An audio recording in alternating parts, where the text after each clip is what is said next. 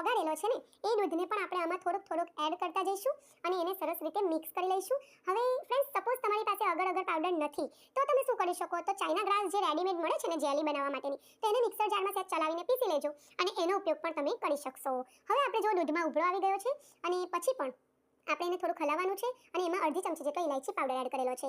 તો ઇલાયચી પાવડરનો ટેસ્ટ બળીમાં બહુ જ સરસ લાગતો હોય છે. તમે જરૂરથી એને એડ કરજો અને પછી જુઓ, તમે જોઈ શકો છો કે દૂધ થિકનેસ આવવા લાગી છે એમાં અને સરસ જાડું થવા લાગેલું છે. તો આપણે હજુ એને 2 થી 3 મિનિટ સુધી થવા દઈએ. જો આ રીતની એક પડત આવી છે ચમચા પર, તમે જોઈ શકો છો સારું એવું કોટ થયું છે. તો એકદમ સરસ ચમચા પર કોટ થવા લાગે ને ત્યાં સુધી આપણે એને મિક્સ કરવાનું છે.